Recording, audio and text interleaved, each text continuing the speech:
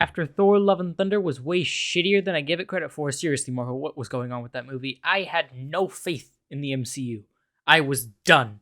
I didn't want to know what happened next, especially their next project being a sequel to a movie that I also really liked. I was worried they would butcher the characters just like they did with Thor. So is Black Panther Wakanda Forever as disappointing as Thor Love and Thunder? No, it's actually pretty good.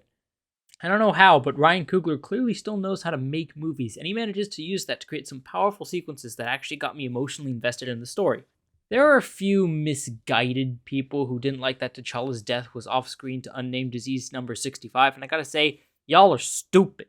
I mean, what was the alternative? CGI his face for a dramatic and anticlimactic death sequence where he fights Namor? No! That would have come off as tacky and lame. But what if they had just recast T'Challa? Look, okay.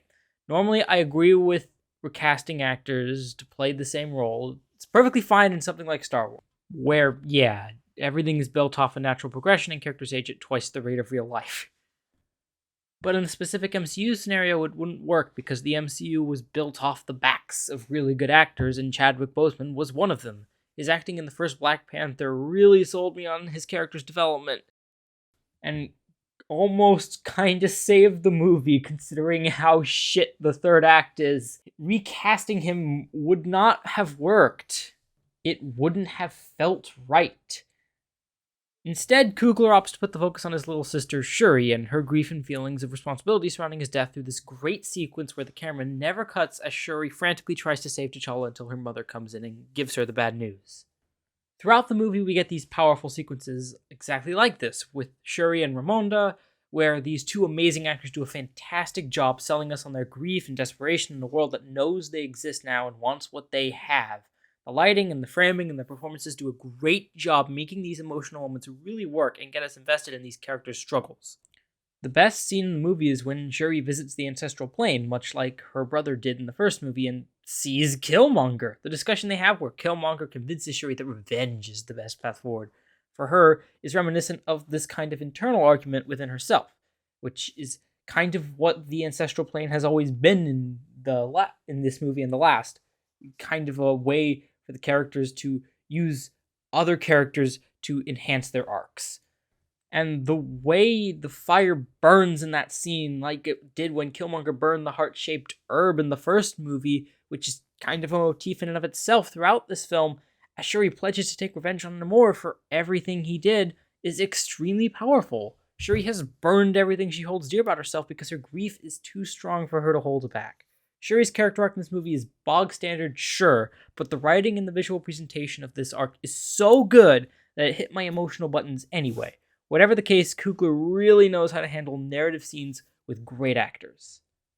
However, while the direction and cinematography and the emotional beats of the story is masterful, the same unfortunately can't really be said for the action. I don't know what it is about recent Marvel movies, and this kind of applies mostly just to the third act of the first one, but so much of the action in this lacked a sense of energy to me, especially that one chase sequence. It might be the way they veer into handheld shaky cam for a couple of these scenes, and especially early on, much of the action is a little awkwardly framed to look almost like a showcase for some kind of bike. Again, that chase sequence really comes to mind. Thankfully, it doesn't infect every single action scene. There are still a few that are pretty good. Like the opening and, of course, the climax. The final battle between Shuri and Namor, it's perfectly fine. And compared to the climax of the first movie, this is a lot better. Oh yeah, I should probably talk about Namor. In my opinion, he's about as good as Killmonger, though for different reasons. For instance, I think Killmonger did a better job being a foil for T'Challa than Namor does for Shuri. He only really has a bearing on her arc, which is mostly about grief, in the third act. Kinda, actually. He does have this little thing where his backstory ties in with that whole thing about grief and how this kind of cycle of violence can impact the way people choose to act. I will also grant him that his motivations were just as fleshed out, but I do think Killmonger is more compelling as a character. However, I think Namor and his people are a more convincing threat than Killmonger, partly because Namor doesn't end the movie in a bad CGI cat fight. But also the world building surrounding that faction was interesting and also really sold them as an equal to Wakanda.